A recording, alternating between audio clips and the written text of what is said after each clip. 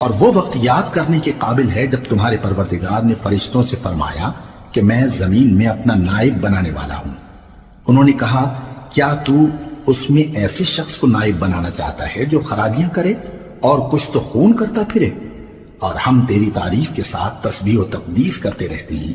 فرمایا میں وہ باتیں جانتا ہوں جو تم نہیں جانتے۔ اور اس نے آدم کو سب چیزوں کے نام سکھائے، پھر ان کو فرشتوں کے سامنے کیا اور فرمایا کہ اگر سچے ہو تو مجھے ان کے نام بتاؤ۔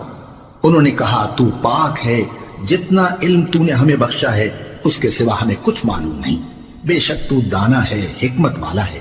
تب اللہ نے آدم کو حکم دیا کہ آدم تم ان کو ان چیزوں کے نام بتاؤ۔ سو جب انہوں نے ان کو ان کے نام بتائے تو فرشتوں سے فرمایا کیا میں نے تم سے نہیں کہا تھا کہ میں آسمانوں اور زمین کی سب پوشیدہ باتیں جانتا ہوں، اور جو تم ظاہر کرتے ہو اور جو پوشیدہ کرتے ہو سب مجھ کو معلوم ہے۔ اور جب ہم نے فرشتوں کو حکم دیا کہ آدم کے آگے سجدہ کرو تو وہ سب سجدے میں گر پڑے مگر شیطان نے انکار کیا اور غرور میں آ کر کافر بن گیا۔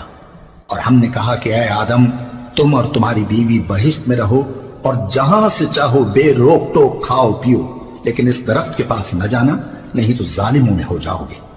پھر شیطان نے دونوں کو اس درخت کے بارے میں پھسلا دیا اور جس عیش و نشاط میں تھے اس سے ان کو نکلوا دیا۔ تب ہم نے حکم دیا کہ بہشت بری سے چلے جاؤ، تم ایک دوسرے کے دشمن ہو، اور تمہارے لیے زمین میں ایک وقت تک ٹھکانہ اور معاش مقرر کر دیا گیا ہے۔ پھر آدم نے اپنے پروردگار سے کچھ کلمات سیکھے اور معافی مانگی تو اس نے ان کا قصور معاف کر دیا۔ بے شک وہ معاف کرنے والا ہے، بڑا مہربان ہے۔ ہم نے فرمایا کہ تم سب یہاں سے اتر جاؤ، جب تمہارے پاس میری طرف سے ہدایت پہنچے تو اس کی پیروی کرنا کہ جنہوں نے میری ہدایت کی پیروی کی ان کو نہ کچھ خوف ہوگا اور نہ وہ غمناک ہوں گے، اور جنہوں نے اس کو قبول نہ کیا اور ہماری آیتوں کو جھٹلایا وہ دوزخ میں جانے والے ہیں اور وہ ہمیشہ اس میں رہیں گے۔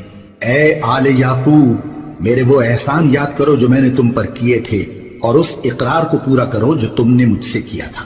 میں اس اقرار کو پورا کروں گا جو میں نے تم سے کیا تھا، اور مجھی سے ڈرتے رہو۔